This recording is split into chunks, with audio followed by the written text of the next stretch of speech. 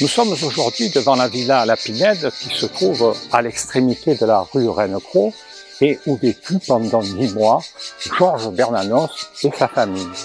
C'est une bastide qui date du début du XXe siècle et qui à l'époque, avant la guerre, appartenait à la famille François. Elle est de style sensiblement toscan, avec ses murs rouges en particulier. La famille Bernanos, il faut plutôt dire sa tribu, était constituée de Georges évidemment, mais également de son épouse Jeanne Thalberg d'Arc, qui était lointainement apparentée à Jeanne d'Arc, ses 2 filles Claude et Dominique, ses 2 fils Yves et Jean-Loup, et également pendant quelques mois sa belle-fille brésilienne Elsa, ainsi que sa petite-fille.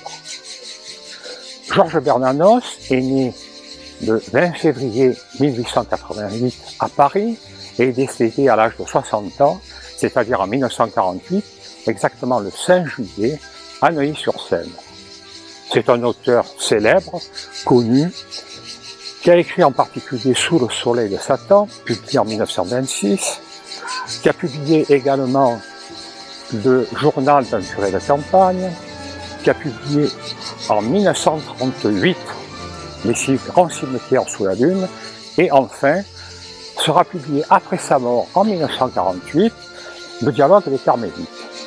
On sait que plusieurs de ses ouvrages ont été adaptés à l'écran avec des acteurs célèbres comme Jeanne Moreau, Depardieu, etc. Georges Bernanos va faire la Première Guerre mondiale dans les tranchées, un peu comme tout le monde.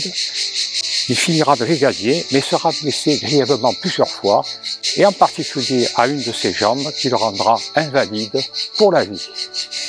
En 1930, Bernanos séjourne à Toulon, puis hier, en 1934 à Palma de Majorque, et en 1937, il revient à Toulon. Pour la Deuxième Guerre mondiale, il fut évidemment réformé à cause de sa jambe, il s'exila au Brésil. Il y resta 7 à 8 ans et rentra en France en 1945. Le général de Gaulle lui proposa alors de hautes fonctions qu'il refusa et le général disait « c'est le seul que je n'ai pu accrocher à mon char ». En effet, Georges Bernanos avait pour habitude de refuser les honneurs. Il réfuta par 3 fois la Légion d'honneur en 1927, 1928, 1946. Il refusa d'entrer à l'Académie française sous l'impulsion de François Mauriac et écrira « Lorsque je n'aurai plus que ma paire de fesses pour penser, alors j'irai l'asseoir à l'Académie ». Puis, Bernanos file vers le sud, il fait un court séjour à Briasque, près de Sisteron, et enfin termine à la villa La Pinède à Bandol, qui est beaucoup plus confortable que cette villa des Alpes où ils firent un court séjour, mais il n'y avait ni eau courante, ni électricité et quasiment pas de vie. À Bandol, Georges Bernanos connaîtra son premier voyage au Maroc et en Algérie. Après Hiroshima et Nagasaki, il connaîtra également l'expérience dite pacifique de la bombe atomique qui explosera le dimanche 30 juin à 23h30 à Bikini. Il écrira alors à son fils qui se trouve dans un sanatorium soigné pour une grave tuberculose « Nous connaîtrons la fin du monde pour cette nuit. Bonne fête de fin du monde à tous, là-bas. » C'est à ce moment-là que Georges Bernanos envisage de quitter Bandol. Mais avant toute chose, il faut qu'il puisse nourrir toute sa tribu. Et il reprend le chemin des cafés, et en particulier à Bandol, le café de la Marine, alors qu'à Toulon c'était le grand café de la Rade. Il reprend ses cahiers à dessous et va y écrire donc un certain nombre d'articles dans les journaux. Il côtoie très facilement au café de la Marine les bandolés et en particulier les pêcheurs. Il s'intègre assez vite dans la population bandolaise. Il va écrire ainsi des articles pour différents journaux comme Combat, La Bataille, Le Figaro, et les titres de ces textes annoncent qu'il pressent un certain suicide des consciences collectives.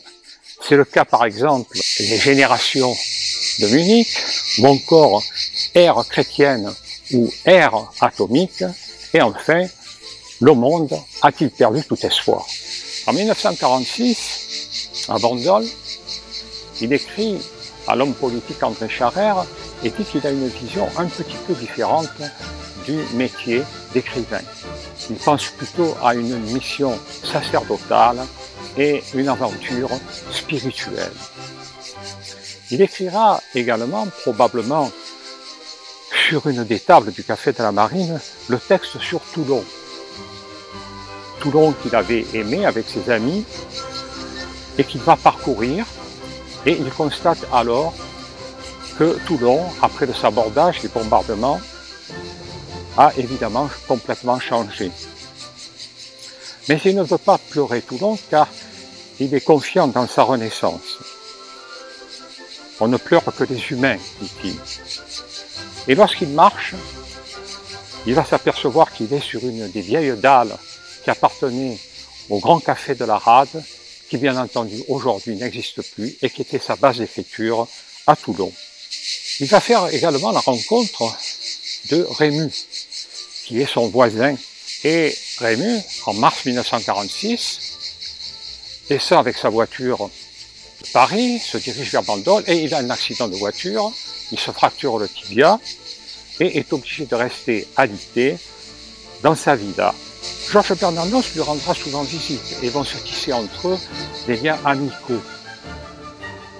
Ainsi, son fils cadet, Jean-Loup, qui avait alors 13-14 ans, écrira « Georges Bernanos à la merci des passants, combien leur amitié était forte, mais aussi il compare leur allure physique, ce sont tous deux des colosses. Ils sont tous deux charitables et bons, piquant de temps en temps des colères homériques. Mais cette amitié, malheureusement, ne durera pas, puisqu'en septembre 1946, Rému décédera. Épuisé par la lâcheté de ses contemporains, on peut penser que Georges Bernanos a trouvé à Bandol, dans cette villa, une certaine quiétude et une certaine sérénité. Il a parcouru ainsi, claudiquant sur ses deux cannes, les différents sentiers qui bordent la mer. On imagine assez facilement d'ailleurs, derrière une baie vitrée, assis sur une chaise en osier, coiffé d'un chapeau à large bord et ses deux cannes à côté de lui, le catholique errant, regardant l'horizon, lui qui a toujours rêvé d'horizons lointains et de mondes différents, de mondes nouveaux. Finalement, c'est décidé, en septembre 1946, il déménage. Ce sera son 28e déménagement et ils vont ainsi déménager dans le Loir-et-Cher pour la chapelle vendômoise. Avant son départ à Toulon, il réunit ses différents amis et Charles Lévy écrira qu'il voyait tout de même dans cet homme qui allait partir, cet écrivain, une lueur d'enthousiasme et une certaine vivacité. Cependant, lorsqu'ils l'accompagnèrent à la gare et qu'il prit définitivement le car pour Bandol, ils furent enfin qu'ils ne le reverraient jamais. Et effectivement, Bernanos ne revint jamais dans le Var, ni à Toulon, ni à Bandol.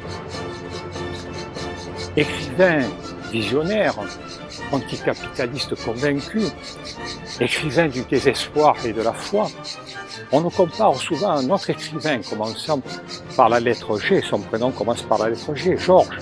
Il s'agit de George Orwell.